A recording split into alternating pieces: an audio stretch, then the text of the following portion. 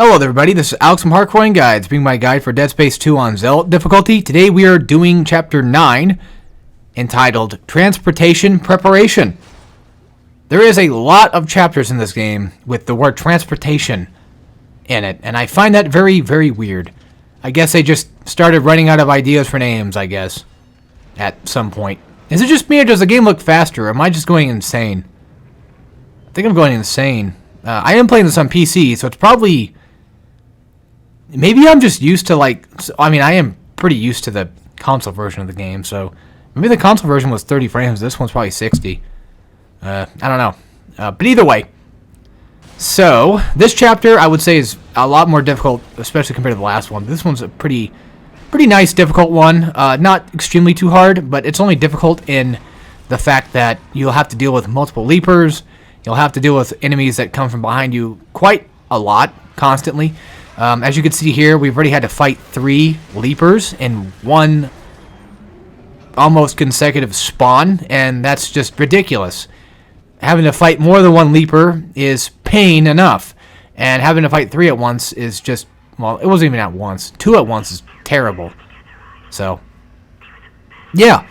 And a lot of these little sections, these elevator sections, are going to have, well, not this one specifically, but a good amount of them are going to have enough of these guys kind of spawning in and just causing trouble. So, really what it comes down to is just knowing where they're going to be at and when they're going to spawn. That's probably the best thing to take from this chapter is knowing when that's going to happen. So, coming over here, you're going to have the little babies spawning in, and for those that haven't watched my previous videos, I'm doing a little trick where I'm aiming in the gun, of course, and I'm shooting because that's how you shoot. I don't know why I needed to explain that. But whenever I shoot once, because the pulse rifle actually shoots 3 shots at once, it's a burst gun, technically, burst into automatic. But usually the first single shot is like a burst shot. And whenever you shoot that very first shot, like that split second, you can let go of the aim, and it will allow you to shoot only 1 bullet, and you'll have to waste the 3 on just small little guys. So coming into here, you're going to have a puker, you're going to have a lurker, 2 of them actually, one on the ceiling, one on the floor, easy enough to take out. Puker, of course, actually kind of easy. The thing with pukers, though, I think I mentioned this in like a previous chapter before, but if they really wanted Dead Space to be a lot harder, they should have upped like the enemy spawns, because yeah, the enemies do a decent bit of damage, and yeah, they'd be annoying, and if you don't know where they're at, of course that can cause trouble. But in my opinion, if they really wanted to make the game a little bit harder, they could have just beefed up the types of enemy spawns. They should have really grouped up specific enemies with other enemies that work off each other. And I feel like Puker would theoretically work better if there was like leapers and stuff around, because he'd slow you down and then he'd fuck you, you know. But anyway, so this is the first appearance of the divider. I think we found... Yeah, I'm pretty sure we've seen like his other, or her other, I think it's a her, they call it, on the wiki. But I think we've seen her other, like, little cretins running around, like the head and like the other 2 organs. I don't know what the other organs are called. I just call it the head and then the other small fry things. But usually the head does tend to kind of have an item in it. So keep a lookout for that. But if you're fighting Divider itself, full body Divider, then it's probably most likely going to have whatever schematic lying inside of itself. Now, this part right here took a lot to kind of get down. And what I did there was I ran straight to the other side of the room, and I turned around immediately, waited for the elite slasher to spawn in, and then just wait for the exploder to also spawn in, and then just stasis the elite, and then use the exploder's pod, his exploding hand, to kind of just decimate the elite slasher completely. Also, don't be like me and use your grenade launcher on the pod spawner, because you could find explosive barrels all around here that would allow you to essentially just not have to use a grenade launcher to blow them up completely. So keep that in mind. But if you're like me and you're fine with it, you know, go ahead. I mean, I'm not going to stop you, but just saying, there are plenty enough explosive barrels around here that could theoretically save you a lot of trouble. You're going to notice a cut right there. That's because I died here a ton. So while coming up this elevator, you're going to get to a certain spot. It's like almost halfway up to the floor. Well, I mean, the elevator... Fuck, whatever, who cares? So, you're at this spot. What I do now is I just aim in for an arm. Try to get the other arm as fast as I possibly can so I can kill off the first slasher. And then after that, I just blast, you know, the exploder guy, and then we're pretty much done with that. So I'm saving the explosive barrel for, well, now it got wasted. Typically I save it for, like, the pregnant, but, actually, no, don't save it for the pregnant. Don't save it for the pregnant. Save it for the guys that spawn inside the room, not the pregnant. You don't want to use it on him just yet. So pregnant's going to spawn from the left door, slasher's going to spawn from the right door. Simple enough, right? Now, there is an issue, though, because since I already wasted my, you know, explosive like a turd, you could, if you save an explosive barrel and you take it with you, which, by the way, even if you do get a checkpoint and you die and you go back to that checkpoint on the elevator, that explosive barrel will stay there. You don't have to take it back with you. So that's pretty neat. But it will float in spot in place, because the game's funny like that. But yeah, once you come inside here, there should be a couple of enemies that would spawn after you've placed one of these things in here. So yeah, there's going to be the head guy. And I just go for stasis, go for melee. Two attacks from the melee should usually be enough. And if I'm not mistaken, I think Dead Space 2 is the game that started the whole damage from your suit, right? Am I mistaken on that? I don't remember. But I think suit damage was a thing in Dead Space 2. And that basically means that, you know, melee damage should, in theory, increase as well. And watch me fumble around, you know, with these plates and not realize which ones are which. Also, is it just me, or does that bottom plate look like an Oreo? I've always thought that, and it's always bothered me. It always looked like an Oreo to me. I took a huge risk here, and I went to the bench first thing after just getting the thing put together. I think the enemies spawn only after you've pressed the button, so that's probably why I had the chance to do this. I upgrade to capacity, I upgrade the damage on my pulse cutter? My plasma cutter, sorry. I think that was. So, extra bit of damage, always nifty, always handy, always helpful. Because I want to get my plasma cutter as much, you know, I want to get that plasma cutter like 100% as fast as I possibly can. I'm pretty sure there's a guy that spawns. Yeah, there's an elite guy that spawns here. I could have sworn there's guys that spawn in the room besides just the head dude. I might be thinking of a different room then. Again! God damn it. Oh well. Maybe. Well, I'll go back in the room, so we'll see, I guess. Yeah, come in here, you get more stasis. But yeah, you could save the explosive barrel for like one of the elites if you wanted to, or you can try to group them up and then blast them both together. Either way, you have an explosive barrel. You can bring it with you if you want to or not. Completely up to you. Just giving you that advice. I had no distinctive plan while using it because I was going through this game, again, without having really any plan at all. So yeah, this is the stalker room that I was talking about in a previous chapter, where there's like the explosive guy and then there's the pod spawner.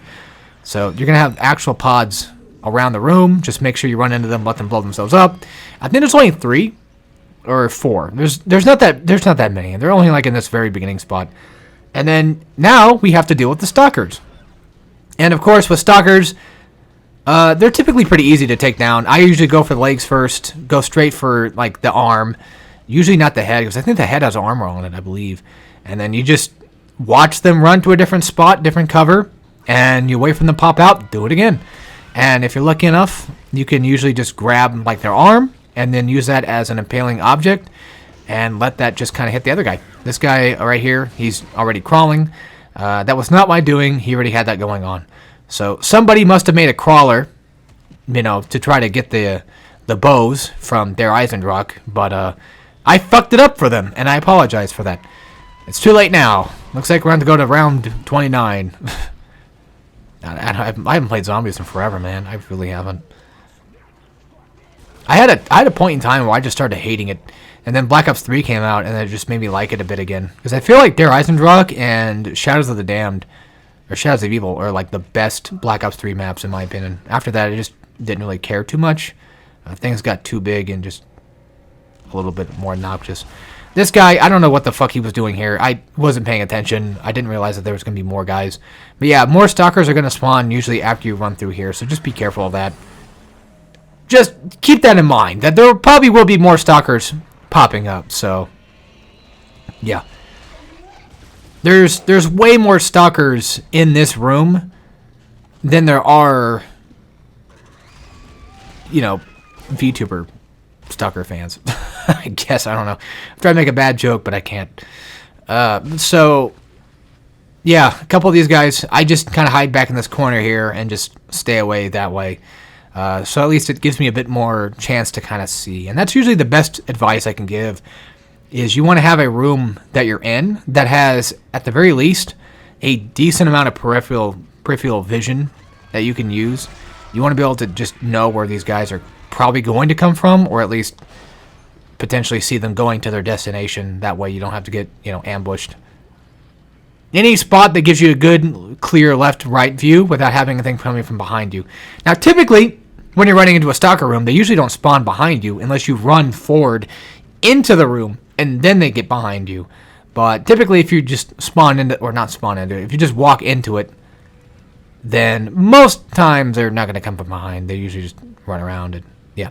Also, just keep your cursor on them if you want them to pop out a little faster. That's what I always do. Not 100% sure if that's actually the case, but my years of playing Dead Space 2 have taught me that looking at them long enough will make them pissy. Yeah, come over here to the side. I actually died multiple times, and I found that, and I was like, okay, well, that makes it easy on me. Come to the left, and you'll find an explosive barrel right there for you to pretty much just grab and use. So, pop that bad boy in, blow him up, and you're good. Easy peasy lemon squeezy. Take the elevator, and... Well, actually, before you do that, come back here, because there's some schematics you can get. You can get some Seeker shells if you're playing Seeker rifle. Although, for Zealot mode, I highly recommend not playing anything more than, 2 guns. Mainly because I feel like it just takes away from your ammo count. If you really wanted to, and you were really ballsy, you probably could go plasma cutter only. I mean, no, you definitely could go plasma cutter only. What am I talking about? Plasma cutter's amazing. But you gotta have reflexes. You gotta have shooting reflexes for that to fully work. Especially with the swarm.